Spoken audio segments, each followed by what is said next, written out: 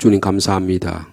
오늘도 천성길을 가는 우리들에게 예수 그리스도와 동행하는 성령님 안에 살아가는 삶을 살게 하심을 감사합니다. 예수 그리스도 믿고 구원의 길을 확실하게 섬기기 위해서 주의 몸된 교회를 주시고 오늘도 이 귀한 시간에 저희를 불러주셔서 감사합니다. 주 안에서 예수 그리스도 안에서 새 생명이 일어나고 말씀과 성령 안에서 전도와 하며 나라가 확장되는 일들을 저에게 귀하게 주셨으니 오늘도 말씀을 읽고 기도하며 묵상하는 가운데 하나님의 나라가 이루어지는 은혜가 있게 하여 주옵소서. 우리는 흠이 많은 자들입니다. 우리는 연약한 자들입니다. 날마다 주님의 도움 없이는, 주님의 말씀의 능력 없이는 쓰러지고 넘어지는 죄인들입니다. 자기 자신을 합리화하기 싫고 자기 자신을 변명하기 싫고 또 이런저런 핑계로 하나님 일 감당하지 못하는 저희들이지만 또다시 힘을 주셔서 주님의 일 감당하기를 원합니다. 오늘도 저에게 새 힘을 허락하여 주옵소서. 새 용기를 허락하여 주셔서 우리가 감당하지 못한 일을 주께서 하신 일들을 감당할 수 있도록 주께서 축복하여 주옵소서.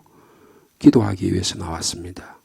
주님 기도의 문을 활짝 열어주시고 주님께 두드리고 찾고 구하는 자에게 주님께서 주시고자 하는 성령의 열매가 맺어지도록 축복하여 주옵소서.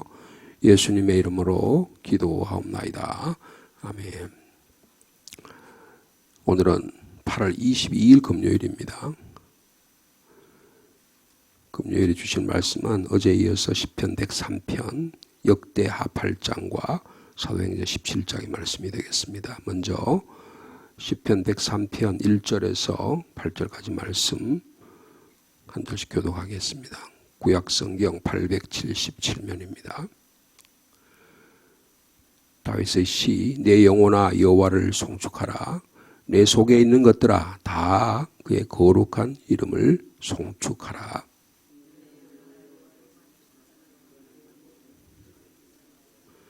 그가 내 모든 죄악을 사하시며 내 모든 병을 고치시며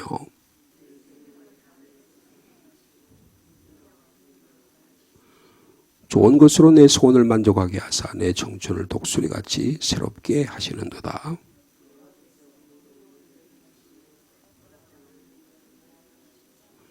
그의 행위를 모세에게 그의 행사를 이스라엘 자손에게 알리셨도다.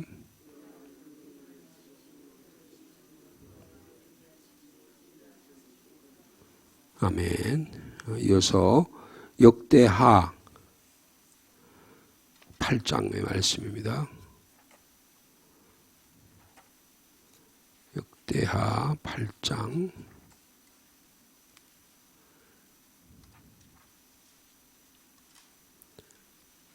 12절 말씀부터 구약성경 666면이 되겠습니다.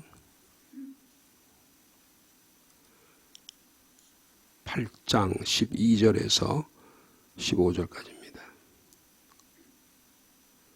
제가 8장 12절 말씀 받드리겠습니다. 솔로몬이 낭실 앞에 쌓은 여호와의 제단 위에 여호와께 번제를 드리되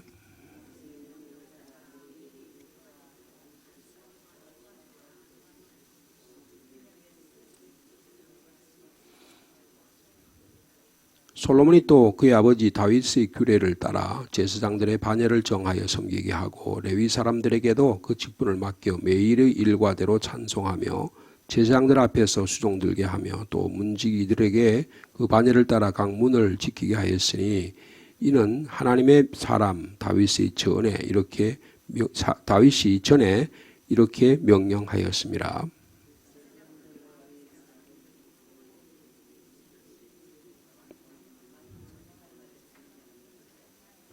아멘. 이어서 사도행전입니다.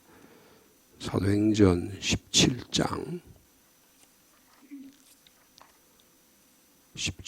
1절에서 9절까지 말씀입니다.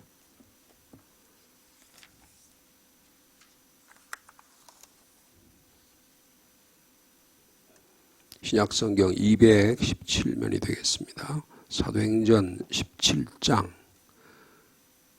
1절에서 9절까지 제가 먼저 한 절 먼저 읽습니다. 그들이 암비볼리와 아볼로니아로 다녀가 데살로니가 이르니 거기 유대인의 회당이 있는지라.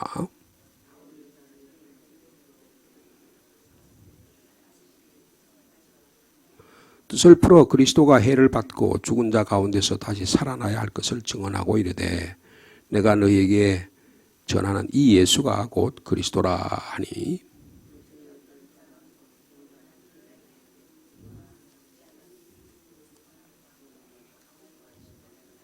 그러나 유대인들은 시기하여 저자들의 어떤 불량한 사람들을 데리고 때를 지어 성을 소동하게 하여 야손의 집에 침입하여 그들을 백성에게 끌어내려고 찾았으나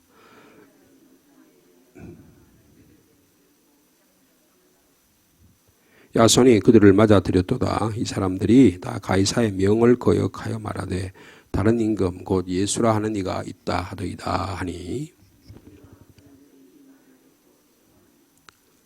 9절 말씀 같이 읽습니다. 야손과 그 나머지 사람들에게 보석금을 받고 놓아주니라. 오늘은 이 사도행전 17장 말씀 잠깐 나누려고 합니다. 여러분 우리 지금 교회 공사 중에 있는데요. 거의 공사가 끝났습니다. 여러분 지금 소예배실에 앞에 보시는 대로 전면에 화면이 2개 있죠. 그리고 뒤에도 화면이 설치가 됐습니다.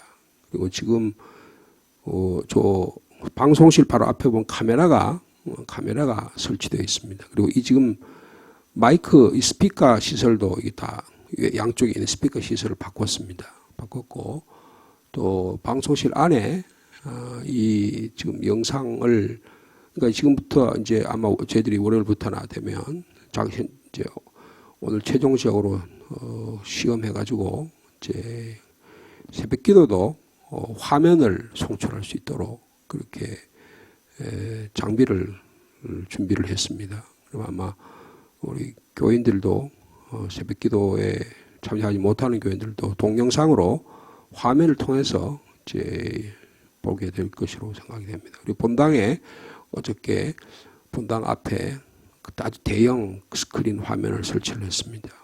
시험을 해보니까 생각보다가 화면이 깨끗하고요.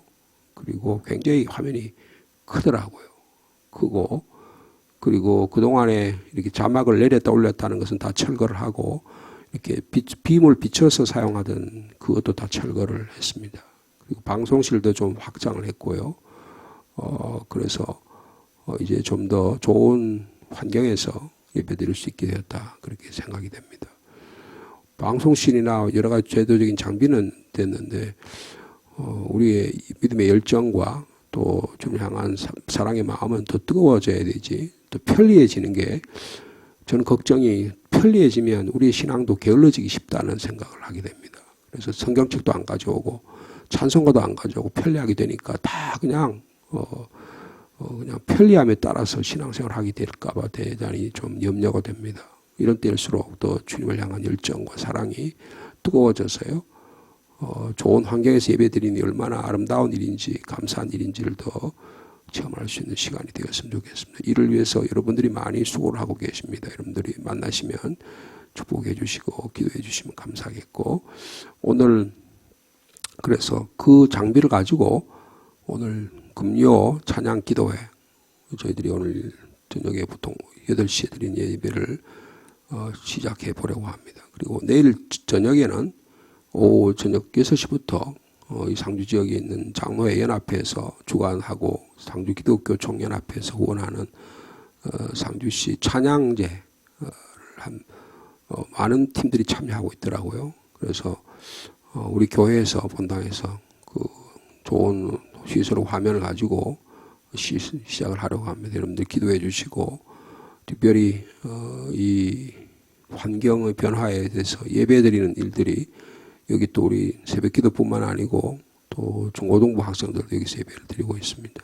그래서 여러 가지 또 들어오시다가 새벽기도에 오시다가 보셨죠? 바로 사무실 앞에 큰 전광판을 크게 설치를 했습니다. 교회 소식들을 앞으로 바로바로 그 장에서 전달할 수 있도록 그렇게 시설을 갖췄습니다. 여러분들이 이걸 잘 편리하게 이용해 주시고 또 이로 인해서 교회가 또 보다 더 즐겁고 기쁜 마음으로 섬길 수 있도록 여러분이 기도해 주시고 힘써 주시면 감사하겠습니다. 오늘 주신 이 사도행전 17장의 말씀은 사도 바울이 2차 전도 여행 당시에 데살로니가라는 곳에서 복음을 전한 내용이 되겠습니다. 그 16장은요, 빌립보에서 복음을 전한 내용이에요.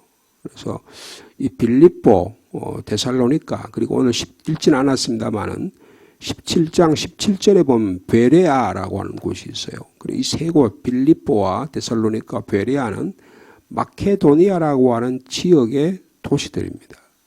그래서 마케도니아라고 하면 사도 바울이 첫 유럽 선교 여행에 결실이 맺어진 곳, 그렇게 볼 수가 있습니다.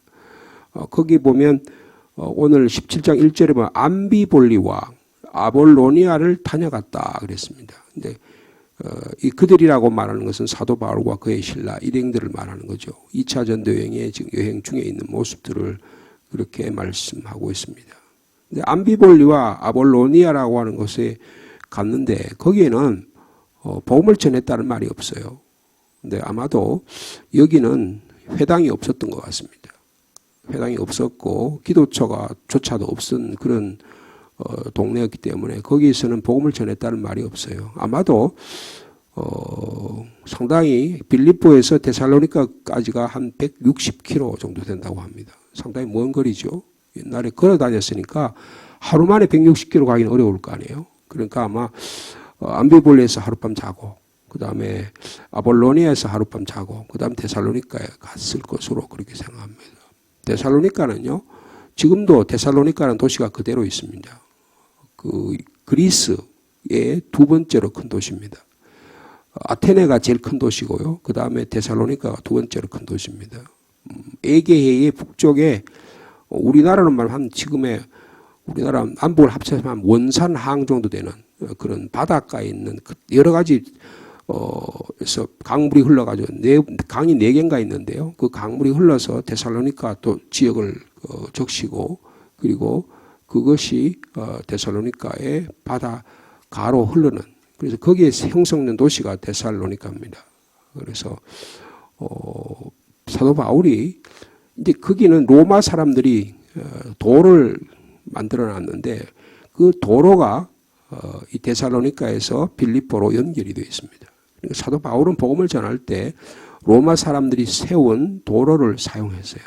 그러니까 이걸 오늘날로 말하면 요사이 지금 인터넷 같은 거 있잖아요. 인터넷이라든가 방송이라든가 이런 것들을 활용했다는 겁니다.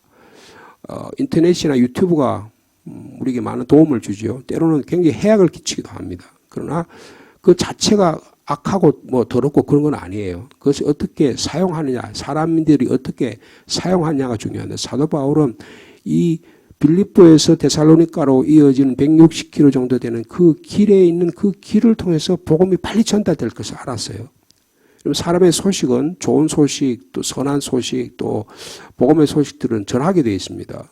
물론 악한 소식도 그렇지만 선한 소식도 전하게 되어 있어요. 그것을 사용하는 선교 전략을 사도 바울이 갖고 있었다는 것을 볼 수가 있습니다. 자, 그래서 빌립보에서 암비볼리와 아볼로니아를 거쳐서 데살로니가에 도착을 하죠. 근데 거기는 뭐가 있다 그랬어요? 유대 회당이 있었다 그랬어요. 이 말을 통해서 보면 암비볼리 아볼로니아는 유대인의 회당이 없었는데 사도 바울이 유대인의 회당을 통해서 복음을 전했구나라는 것을 볼 수가 있습니다. 그래서 사도 바울의 선교 전략의 첫 번째는 뭐냐 하면 요 17장 1절을 통해서 우리가 알 수 있는 첫째, 사도 바울은 16장과 17장의 내용을 가만히 읽어보면 사도 바울이 왜 지금 빌립보에 있다가 데살로니가 왔느냐 하는 거예요. 이유는 딱 한 가지, 핍박 때문에 그랬어요. 빌립보에서 감옥에 갇혔잖아요. 감옥에 갇혀가지고 복음을 전해서 빌립보 간수가 복음을 드려야겠죠. 근데 계속해서 그 빌립보에 있는 사람들이, 유대인들이 특별히 사도 바울을 박해한 겁니다. 박해해서 저희들도 빌립보 감옥에 가본 적이 있었는데 그 빌립보 감옥에서 나온 이후로는 이제 루디아의 집에서 환영을 받아서 몸을 보충한 다음에 다시 지금 핍박을 피해서 다시 데살로니가로 오는 것입니다. 그런데 데살로니가에도 오늘 본문의 내용이 뭐예요? 전체 내용이 뭡니까? 핍박당한다는 이야기예요. 데살로니가에 얼마나 있었다 그랬죠? 예? 2절에 바울이 자기의 관례대로 자기 선교의 전략이 있겠죠. 그 전례대로 그들에게 들어가서, 그러니까 그들이란 누구예요? 유대인 회당에 있는 유대인들에게 들어가서 새 안식일에, 그러니까 안식일이 3번 걸쳐 3주간에 걸쳐서 아마 들어가고 나가고 한 달 정도 걸리지 않았겠나 싶은데요. 새 안식일에 걸쳐서 성경을 가지고, 여기 성경이란 말이 있어요. 이 성경은 신약 성경이 아니고 구약 성경입니다. 그 당시에 아직 성경이 신약 성경이 쓰여지지 않았기 때문에 구약 성경, 이 구약 성경을 요만한 septuaginta라 그래요. septuaginta라는 건 뭐냐면 헬라 말로 번역된 구약 성경이에요. 사도 바울은 히브리어로 쓴 구약 성경을 가지고 성경을 읽고 그것을 사람들에게 전한 게 아니고, 그 말을 주전 100년 전에 유대인들이 72명의 유대인 랍비들이 모여서 그 구약 히브리어로 된 언어를 헬라 말로, 그 당시 고대 시대의 그리스 말로, 모든 사람이 통용하는 평범한 그리스 말로 번역을 했습니다. 그게 septuaginta는, 여기 성경이라고 말하는 것은 그 성경책을 가지고 그리고 강론을 했다는 것입니다. 그러니까 사도 바울의 선교는 철저하게 하나님의 말씀 중심의 선교였다는 것을 볼 수가 있어요. 무슨 건물을 들어가지고 건물을 짓고 교회당을 짓고 뭐 그렇게 하지 않았어요. 말씀 전하는데 그냥 유대인 회당도 괜찮고 일반 회주관도 괜찮고 건물만 있으면 거기 들어가서 인정받으면 거기 들어가서 복음을 전했다는 거예요. 복음 전하는 원리는 뭐냐? 하나님의 말씀으로 복음을 전했다는 것입니다. 구약 성경에 무슨 말씀을 전하겠냐? 그게 3절이에요. 자, 3절의 말씀 읽어보겠습니다. 뜻을 풀어 그리스도가 해를 받고 죽은 자 가운데서 다시 살아나야 할 것을 증언하고 이르되 내가 너에게 전하는 이 예수가 곧 그리스도. 여러분, 이게 데살로니가 복음의 핵심입니다. 하나님의 구약 성경 septuaginta에 들어있는 그 뜻을 풀어냈다는 거예요. 똑같은 성경책인데 성경책을 이단들은 이단적으로 해석합니다. 근데 사도 바울은 이 성경책 septuaginta 구약 성경 안에서 그 뜻이 뭐라는 거예요? 뜻을 풀었는데 예수 그리스도가 고난받으실 거다. 그리고 죽은 자 가운데서 다시 부활하실 것이라는 내용이 구약 성경에 있다 없다? 구약 성경에 있다는 거예요. 그거를 풀어가지고 구약 성경의 원리는 뭐냐? 예수 그리스도를 약속하신 옛날의 언약이 구약 성경이라는 걸 보여줬다는 거예요. 여러분, 그러니까 우리가 구약 성경을 읽을 때 어떻게 봐야 돼요? 예수 그리스도 초점을 가지고 봐야 된다는 거예요. 여러분, 예수 그리스도의 눈을 가지고 구약 성경을 봐야 하나님의 말씀이 이해가 됩니다. 왜냐하면 구약 성경에 철저하게 하나님께서 예비하셔서 예수 그리스도가 어떻게 오셔서 우리를 구원하실 거에 초점을 가지고 그리를 향해서 구약 성경이 막 달려가고 있거든요. 그래야 그게 보이는 거거든요. 근데 이게 안 보이니까 유대인들은 어떻게 해요? 예수 그리스도께서 오셔서 구약성에 죽으시고 부활하셨다는 사실을 믿어지지가 않는 거예요. 그래서 자기들끼리 싸웁니다. 부활이 있니 없니, 뭐 예수 그리스도가 뭐 이단이니 아니니 이러면서 싸우는 거예요. 근데 사도 바울은 이것을 하나님의 말씀을 가지고 딱 얼마 동안 성경을 가르쳤어요? 딱 석 주 가르쳤어요. 여러분, 우리 신앙생활 얼마나 했습니까? 몇십 년 했잖아요. 저는 거의 70년 가까이 우리 어머니 뱃속에부터 신앙생활을 했어요. 여러분, 그렇게 신앙생활을 했는데 예수가 나의 구원자가 되신다. 이거 위에는 아무도 없다는 거예요. 이거 위해서 사도 바울이 애를 썼다는 거예요. 여러분, 그래서요, 이 사도 바울이 복음을 전하는 이 특징이 뭐냐? 핍박이 일어나면 다른 곳으로 옮겼다. 두 번째로는 유대인의 회당에서 중심에, 그러니까 건물 중심이 아니고 그게 회당이든 뭐든 별로 상관없이 하나님 말씀 전하는데 축점을 가졌다는 거예요. 만나는 자에게 복음을 전하는데 말씀을 가지고 전했다는 것입니다. 그 다음에 또 한 가지 우리가 볼 수 있는 것은 기도할 장소만 있으면 기도하는 거예요. 여러분, 교회는 말씀 전하고 기도하는 곳입니다. 건물이 이렇게 좋고 뭐 이렇게 시설을 잘 고쳐가지고 복음 전하는 게 아니에요. 건물 잘 고쳐놓으면 더 편리해가 사람들이 게을러져 가지고요. 기도해도 안 나와. 그리고 더 안 나와요. 요새 얼마나 일들이 많습니까? 심지어 시니어들 일하러 나가시잖아요. 그러니까 수요일 날도 바쁘니까 수요일 날 저녁에 안 나와요. 점점점 편리해지니까 사람들이 저 편리에 익숙해져가지고 성경책도 못 가지고 나와요.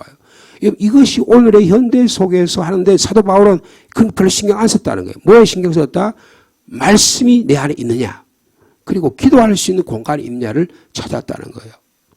여러분, 말씀이 있는 곳과 기도가 있는 곳에 우리의 생명이 있고 구원이 있고 복음의 능력이 있는 줄 믿습니다. 그래서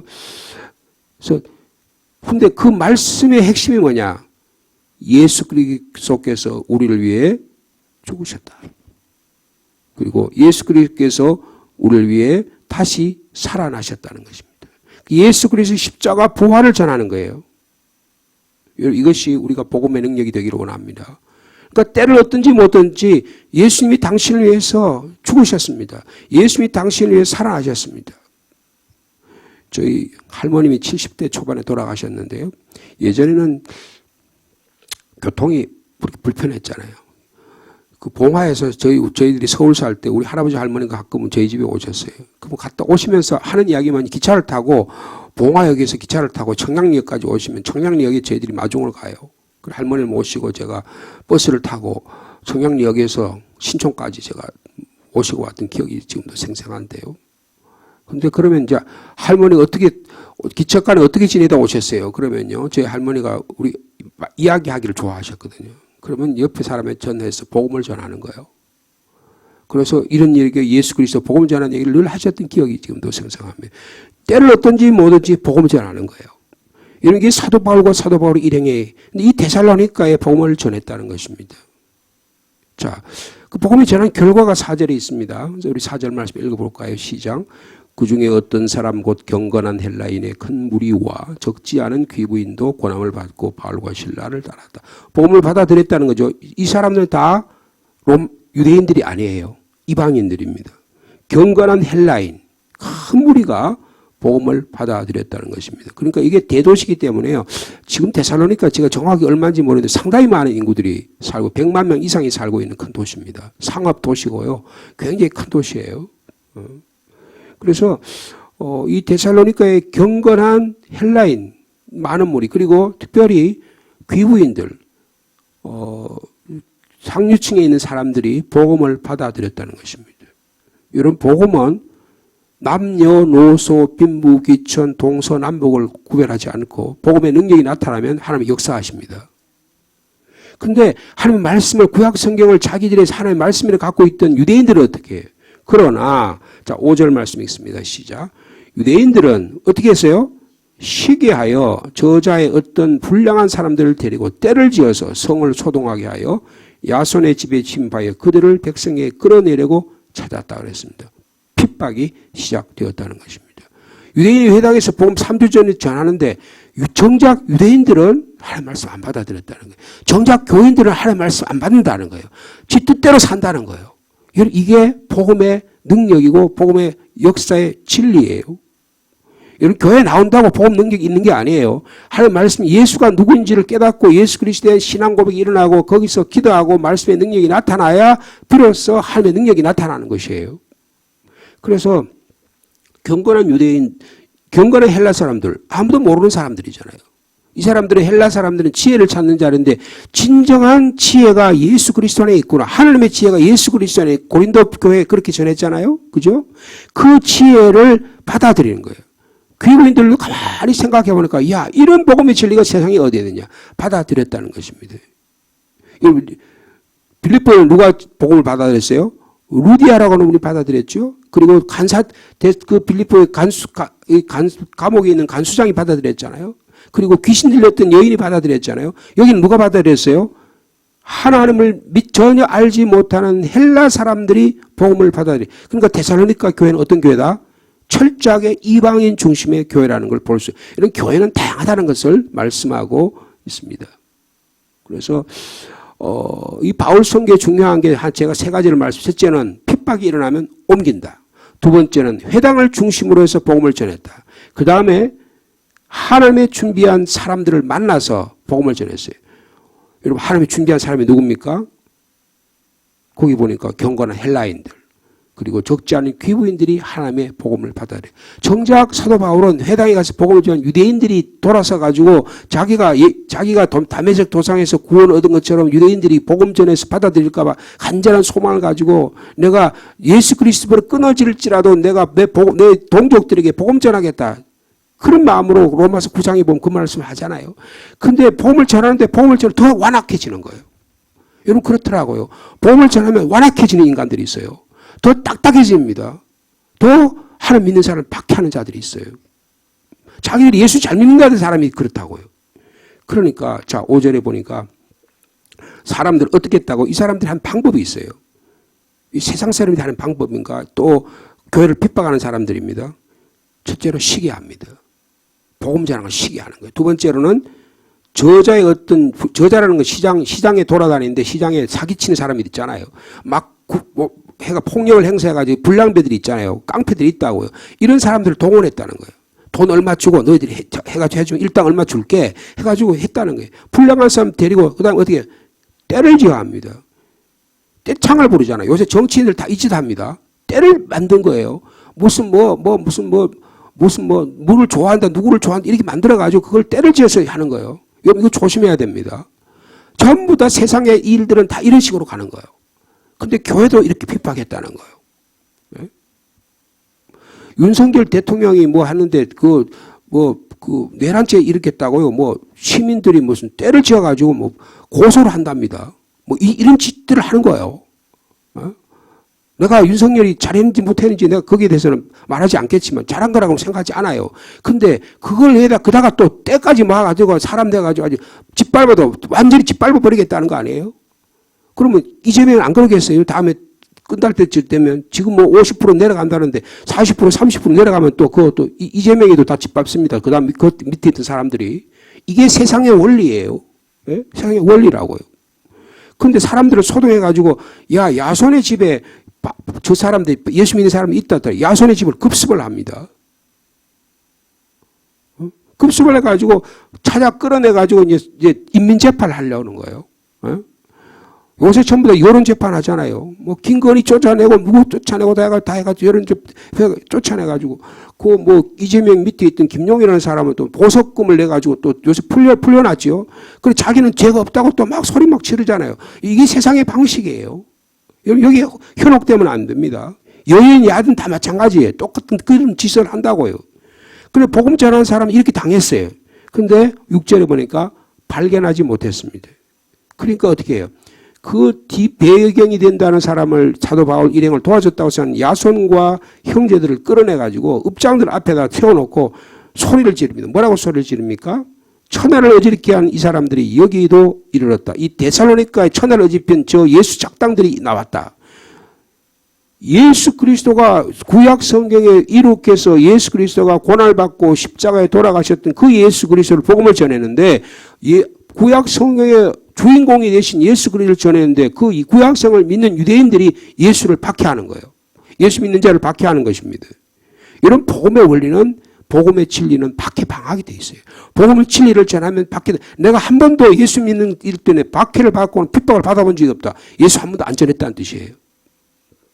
자, 그래서 근데 이 야손이라는 사람이 이 예수 작당 저 사람들을 맞아들였다. 그러니까 근데 이 사람들이 하는 짓이 여러분 고소를 합니다. 고소 내용이 뭐라 그럽니까? 이 사람들이 가이사의 명령을 거역해서 뭐라 그래요? 다른 임금 예수라는 임금을 지금 섬기고 있습니다 하고 정치적인 공격을 합니다. 여러분 예수 핍박하는 사람 꼭 반역죄를 몰아가지고 예수 믿는 사람들을 공격합니다. 그랬더니 무리와 읍장들이 이 말을 듣고 어떻게 합니까? 선동이 돼가지고요. 이 무리와 읍장들이 그러니까 시의원들이 말이에요. 국회의원들이 막 때를 지어가지고 200명 300명 때를 지어가지고 예수 믿는 사람을 공격하는 교회를 공격하는 거예요. 오늘 지금의 현실의 모습과 너무나 유사합니다. 그랬더니 여러분 거기 자세히 보세요. 자 9절에 이 말을 듣고 소동하니까 그러니까 유대인들의 이 선동에 넘어간 거예요. 데살로니가의 정치인들이 넘어간 거예요. 그래가지고 야손과 그 나머지 사람들이 뭘 요구합니까? 돈을 요구한 거예요. 여러분 가만히 보세요. 여러분 그 사람들 다 돈하고 하는 거예요. 돈만 되면 유대인들이 돈이 제일 많습니다. 데살로니가에 다 거부들은 다 유대인들이에요. 지금도 미국의 제일 거부들이 누구예요? 다 유대인들입니다. 그러니까 트럼프도요. 지금 그 연방제도 이사장이라고 되는 사람, 그 사람을 쫓아내려고 하는데 못 쫓아내죠. 왜 그럴까요? 그 사람이 유대인이기 때문에 그런 거예요. 쫓아내지 못합니다. 오늘도 2000년이 지났는데도 그런 거예요. 야손과 그 나머지 사람이 돈을 받아가지고 보석금을 주고 풀어줬다는 내용이 나와요. 여러분, 그럼에도 불구하고 하나님의 복음은 계속된다는 사실입니다. 아무리 핍받고 환란이 있더라도요. 하나님께서는 이 복음의 능력을 살아 움직이게 한다는 거예요. 근데 사도 바울이 선교하는데 그렇게 오래 걸리지 않았어요. 빌립보도 한 달 정도 있었던 것 같아요. 데살로니가도 3주밖에 없었어요. 복음의 능력은 시간이 오래 걸린다고 복음 능력이 나타나는 게 예수 교회 생활 오래 한다고 복음 전하는 게 아니에요. 예수 그리스도의 부활의 능력은 예수가 누군지를 분명히 알고 예수 그리스도의 복음의 능력을 내 안에 살아 움직이게 할 때에 살아 움직이게 된다는 것을 말씀하고 있습니다. 성령의 능력에 인해서 의지해서 복음을 전하는 저와 여러분 되시기를 축복합니다. 사탄의 전략들이 선동하고 예언을 조성하고 조작하고 성을 소동시키고 사람들에게 싸움박질을 만들어가지고 갈등을 일으키는 그런 일이 있다고 해도 복음의 능력은 그 가운데도 살아 역사한다는 사실입니다. 오늘도 이 복음의 능력이 살아 움직이는 오늘 말씀을 듣는 저와 여러분 되시기를 축복합니다. 주님 감사합니다. 데살로니가에 일어났던 사도 바울의 복음의 능력을 오늘도 저희들이 믿기를 원합니다. 주님, 예수 그리스도께서 우리를 위해 죽으시고 우리의 다시 살아나심을 믿습니다. 그 예수가 우리가 기대하고 고대하던 메시아이심을 고백합니다. 그러나 정작 유대인들은 시기해서 예수를 핍박하고 예수 믿는 자들을 고난에 빠뜨립니다. 전혀 예수를 알지 못하던 유대인들에게 복음의 능력이 나타납니다. 주님, 하나님께서 이 상주 땅에 복음 전하게 하셨는데 주님, 이 교회가 아름다운 성전이 세워지고 교회가 세워졌습니다. 주님, 건물이 아니라 그 안에 살아있는 우리들이 예수의 생명으로 가득하게 하여 주옵소서. 성령의 능력으로 가득하게 하여 주옵소서. 목사가 장로가 직제를 갖고 있는 것이 중요한 게 아니라 내 안에 예수의 생명이 있느냐 없느냐를 주님은 보고 계시고 이를 통해서 하나님은 일하고 계심을 믿습니다. 주님, 저에게 예수의 생명으로 가득하게 하여 주옵소서. 오늘도 이 복음의 능력이 살아 움직이는 우리의 삶이 되게 도와주시고 때로는 환난과 핍박 가운데도 우리가 예수 믿는 복음의 능력을 살아 움직이도록 인도하여 주시옵소서.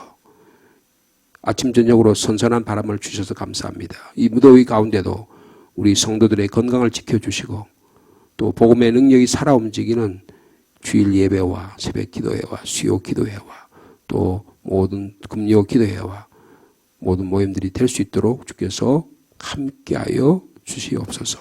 성도들의 가정에 복을 주시고 오늘 특별히 이 새벽에 나와서 또 새벽에 이 말씀을 듣는 모든 성도들에게 성령의 역사가 일어나도록 축복하여 주옵소서.